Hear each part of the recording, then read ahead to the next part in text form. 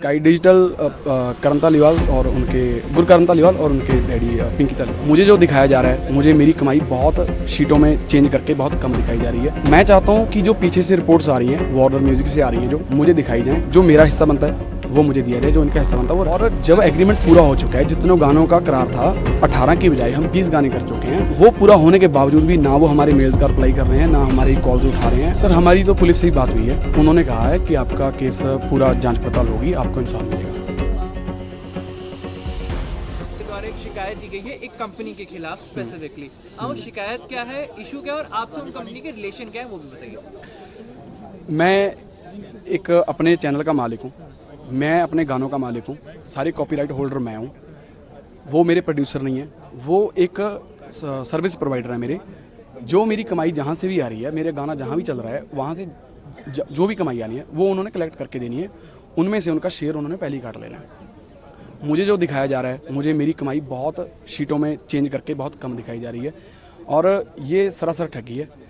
मैं चाहता हूँ कि जो पीछे से रिपोर्ट्स आ रही हैं, वार्नर म्यूजिक से आ रही हैं, जो मुझे दिखाई जाएँ, मेरी टीम को दिखाई जाएँ, जो उनके हिसाब से जो अमाउंट बनेगा, जो मेरा हिस्सा बनता है वो मुझे दिया जाए, जो इनका हिस्सा बनता है वो रख लें। काका जी, वो कंपनी आपको सर्विस स्काई डिजिटल, किसके खिलाफ आपने शिकायत दी, मतलब उनके स्काई डिजिटल करण धालीवाल और उनके गुरकरण धालीवाल और उनके डैडी पिंकी धालीवाल।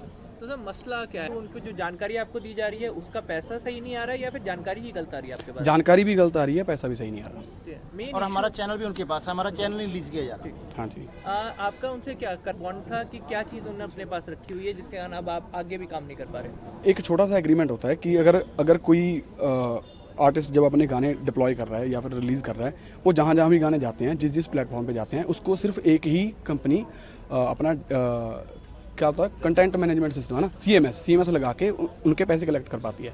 अगर वो ऑलरेडी कर रहे हैं, उनके ISRC जो कोड्स वगैरह लगे होते हैं, मुझे इतनी नॉलेज है नहीं, तो वो कोई और कंपनी नहीं लगा पाएगी। और जब एग्रीमेंट पूरा हो चुका है, जितने गानों का करार था 18 की बजाय हम 20 गाने कर चुके हैं। वो पूरा होने के बावजूद भी ना वो हमारे मेल्स का रिप्लाई कर रहे हैं, ना हमारी कॉल्स उठा रहे हैं। अगर हम मिलने को कहते हैं तो वो कहते हैं कल मिलते हैं, अगले महीने मिलते हैं, कभी कनाडा उड़ गए, कभी यूरोप उड़ गए। तो हम कुछ कर ही नहीं पा रहे हैं। आगे हम किस कंपनी से काम करेंगे? वो कहते हैं कि हम आपके कंटेंट पे तो ऑलरेडी CMS लगा हुआ है किसी और का।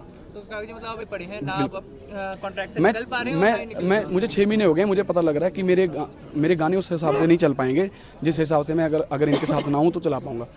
तो उसी के कारण मैंने एग्रीमेंट के 18 की बजाय 20 गाने अपने लेवल पे करके अब मैं 6 महीने से गाना कोई नहीं कर पा रहा हूँ। तो ये प्रोसेस सुनिंदर शर्मा के बाद हम आपको एक्टिव होते हुए देखें कि पहले भी आप लगे हुए थे अपने बात कर रहे थे? मैं हमारा लीगली या फिर हम जो उनके साथ बैठने की कोशिश कर रहे हैं, मीटिंग करने की कोशिश कर रहे हैं, या फिर हमने जो उनको लीगल मेल डाली है वो हमारा पहले से चला हुआ है। मेरी अप्रोच ये थी कि हम शांति से बिना शोर मचाए या तो टेबल पर बैठ के करेंगे या फिर कोर्ट केस करेंगे। पर उसके बाद जब ये बात सामने आती है कि बहुत सारे आर्टिस्टों के साथ होता है, फिर मैं मीडिया पे थोड़ा सा बोला हूँ। कि भगवत मान के जाने की कोशिश करें कि खुद भी एक आर्टिस्ट हैं, बहुत अच्छा सपोर्ट रखते हैं और पुलिस से भी मिले होंगे, तो पुलिस ने क्या शिकायत ली है, उनसे कोई आश्वासन मिला आपको? सर, हमारी तो पुलिस से ही बात हुई है। उन्होंने कहा है कि आपका केस पूरा जांच पड़ताल होगी, आपको इंसाफ मिलेगा।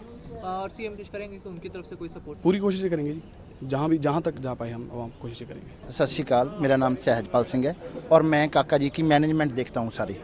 सर, क्या मसला हुआ है स्काई डिजिटल के साथ जो बाकायदा प्रेस कॉन्फ्रेंस की है कि काफ़ी कुछ वो करते हुए नजर आए, तो वो क्लियर कीजिए कि असली मसला क्या है? सर, हमारा मसला है स्काई डिजिटल के साथ जिसके ऑनर हैं पिंकी धालीवाल एंड गुरकरण धालीवाल।